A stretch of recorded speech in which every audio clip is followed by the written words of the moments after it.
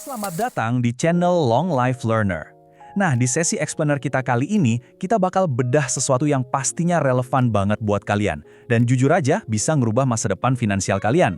Kita bakal ngobrolin gimana sih caranya nyulap uang THR yang biasanya ngaku aja deh, cuma numpang lewat doang di rekening, jadi sumber kekayaan jangka panjang lewat investasi global. Pertanyaannya, bingung nggak sih mau diapain uang THR tahun ini? Kalau iya, santai aja. Kalian nggak sendirian kok. Banyak banget investor pemula yang rasa cemas. Apalagi ngelihat kondisi global sekarang yang lagi nggak menentu.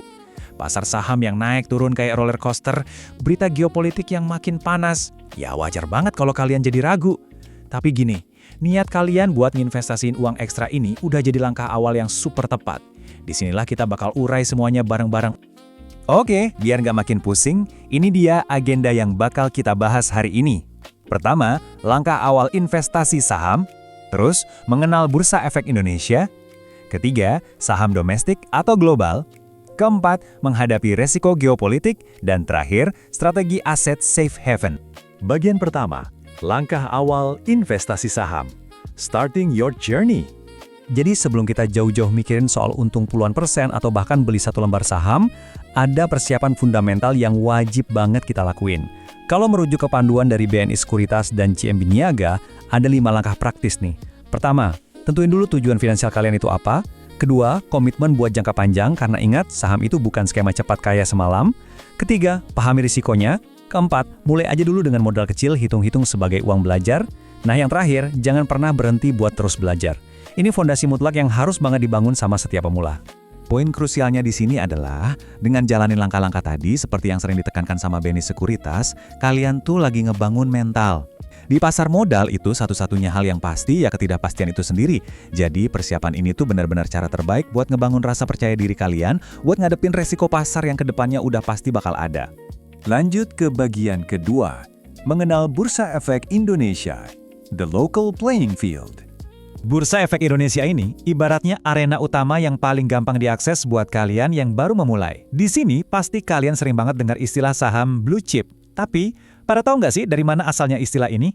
Menariknya, sebutan ini muncul di tahun 1920-an, terinspirasi dari permainan kartu poker, di mana kepingan atau chip warna biru itu punya nilai tukar paling tinggi. Di bursa kita sendiri, saham blue chip ini mewakili perusahaan-perusahaan raksasa dengan reputasi nasional yang kualitas, keandalan dan keuntungannya udah teruji banget. Buat pemula, ini incaran pertama yang paling masuk akal. Tapi ya, buat main di arena ini, kalian tentu harus tahu dong jam operasionalnya. Nah ini dia jadwal praktis perdagangan di Bursa Efek kita.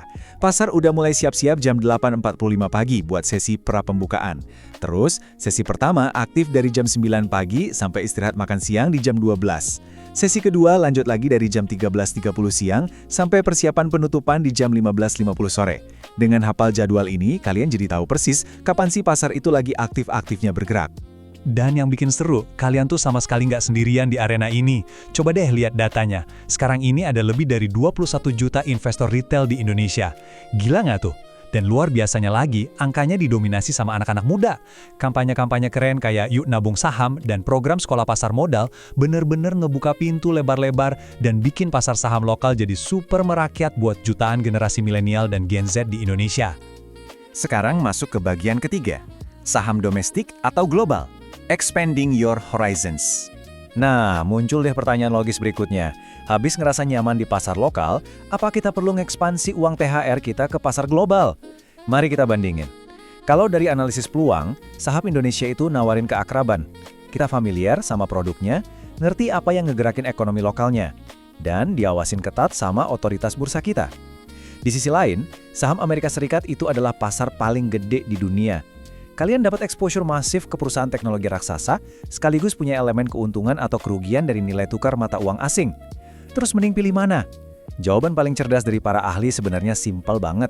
Kombinasin aja dua-duanya buat dapat diversifikasi yang kokoh. Biar lebih kebayang, coba kita lihat kekuatan diversifikasi global lewat contoh raksasa teknologi kayak Microsoft. Bisnis mereka tuh nggak cuma ngandelin satu hal aja. Lini usahanya nyebar banget, mulai dari layanan komputasi awan Azure, perangkat lunak Office, sistem operasi Windows, sampai ke gaming. Yang paling menarik, kalau saham perusahaan sekuat ini lagi ngalamin koreksi atau turun sesaat, buat investor jangka panjang, wah, fundamental sekuat ini tuh justru sering banget dilihat sebagai titik masuk yang sangat potensial. Kita sampai di bagian keempat, menghadapi resiko geopolitik, the final boss of investing. Ngomongin investasi, pastinya ada tantangan makroekonomi yang sering jadi ujian terbesar buat kita, yaitu konflik global. Ini realita yang lagi kita hadapin banget sekarang. Nilai tukar rupiah terhadap dolar AS saja sempat nyentuh rekor terendah di kisaran 17.200 gara-gara ketegangan global. Dan ingat ya, angka ini bukan sekedar statistik numpang lewat di berita malam, ini adalah kondisi nyata yang dampaknya langsung berasa ke portofolio kalian. Kalian mungkin mikir, kok bisa sih konflik di kawasan belahan dunia lain ngaruhnya gede banget ke kita? Nah, laporan dari VT Markets ngejelasin mekanismenya dengan sangat gamblang. Gini, Indonesia itu kan net oil importer alias negara pengimpor minyak bersih. Jadi pas ada konflik di kawasan penghasil minyak, harga energi dunia langsung meroket.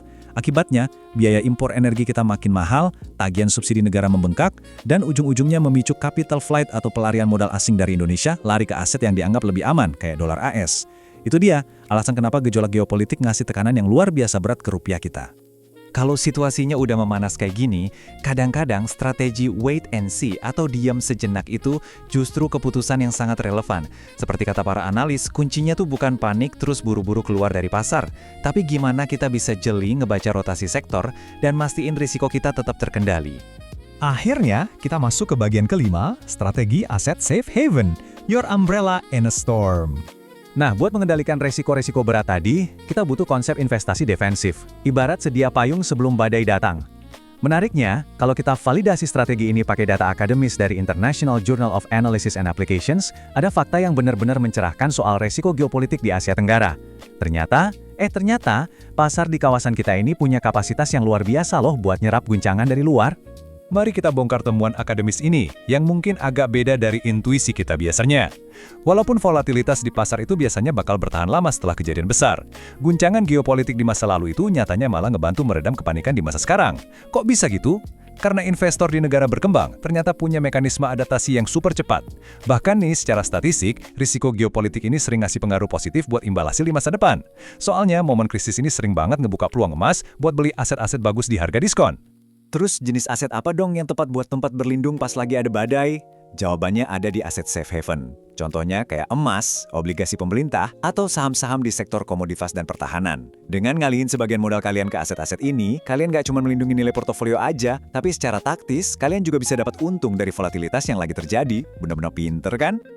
Oke, mari kita rangkum semua perjalanan kita di Explainer hari ini. Bentuk paling ideal buat ngeracik dana THR kalian tuh sebenarnya ada di kombinasi yang seimbang. Kalau kalian gabungin stabilitas dari saham blue chip lokal, potensi cuan maksimal dari teknologi global, plus payung pelindung dari aset-aset safe haven, boom, kalian bakal punya strategi investasi yang super tangguh buat ngembangin uang THR kalian.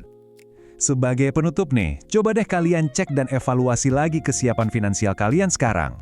Pertanyaannya, apakah portofolio kalian udah cukup tangguh buat ngadepin badai global berikutnya? Terima kasih banyak udah luangin waktu buat belajar dan berkembang bareng di sesi Explainer kita hari ini. Jangan lupa terapin ilmunya, dan sampai jumpa di pembelajaran seru selanjutnya.